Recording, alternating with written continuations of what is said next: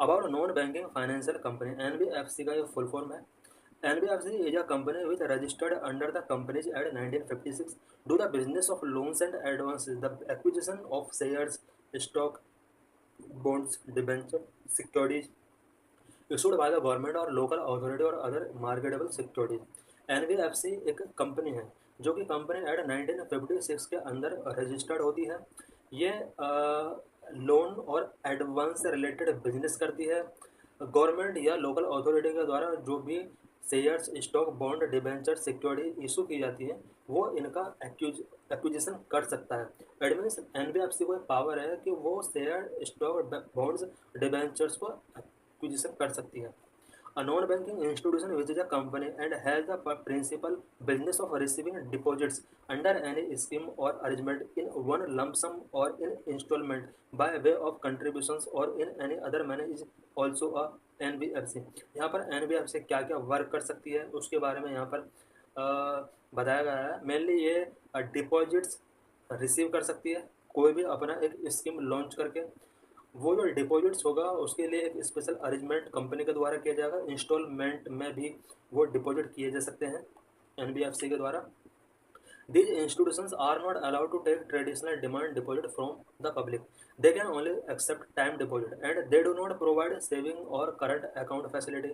They cannot accept deposits for a period less than 12 months and more than 60 months। NBFC के अंदर ये provision किया गया है कि 1 ईयर से कम और 5 ईयर से ज़्यादा टाइम पीरियड के लिए मनी डिपॉजिट नहीं कर सकते और ये ट्रेडिशनल तरीके से डिमांड डिपॉजिट नहीं कर सकते। Demand deposit specially time deposit accept कर सकते हैं, यानी एनबीएफसी एक पर्टिकुलर टाइम के लिए डिपॉजिट कर सकते हैं। इन्हें कोई भी करंट अकाउंट या सेविंग अकाउंट ऑपरेट करने की परमिशन नहीं होती है। NBFC cannot offer interest rate higher than the ceiling rate decided by RBI from time to time. The present ceiling is 12.5% per annum.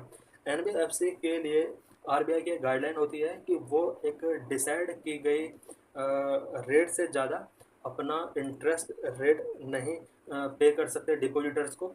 Present में आरबीआई के द्वारा जो इंटरेस्ट रेट फिक्स किया गया है वो 12.5% पर एनम के हिसाब से फिक्स किया गया है। NBFC lend and make investment. Some activity of NBFC akin of banks. However, there are few difference as given below। NBFC land कर सकते हैं, इन्वेस्टमेंट कर सकते हैं और ये एक कुछ एक्टिविटी इसकी सेम बैंक की तरह होती हैं, बट कुछ एक्टिविटीज ऐसी होती हैं जो बैंक से थोड़ा डिफरेंट है। अब कौन कौन से एक्टिविटीज हैं जो बैंक से थोड़ा डिफरेंट है उसके बारे में हम डिस्कस करेंगे। NBFC cannot accept demand deposit. Demand deposit को ये एक्सेप्ट नहीं कर सकते। NBFC cannot accept demand deposit, ये पॉइंट डबल हो गया। NBFC do not form part of the payment and settlement system and cannot issue cheque drawn on itself. NBFC cheque issue नहीं कर सकते।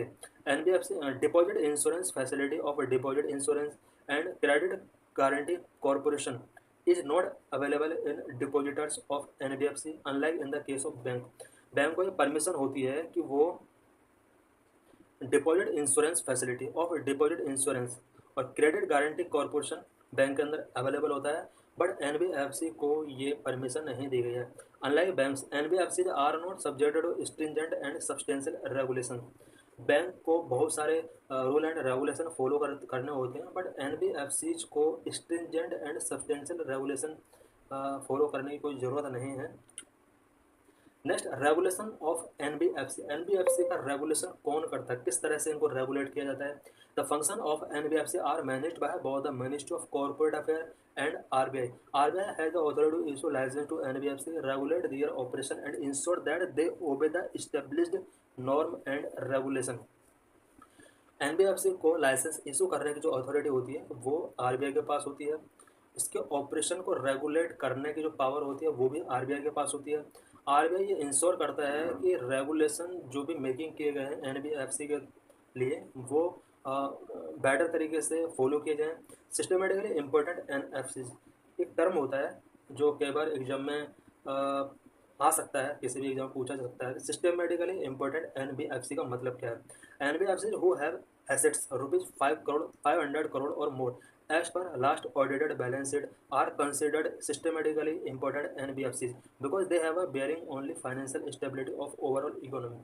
कुछ NBFC ऐसी होती हैं जिनका टर्नओवर या एसेट्स हम कह सकते हैं 500 करोड़ या इससे ज़्यादा हो सकता है। ये बैलेंस शीट का बेस पर डिसाइड किया जाएगा।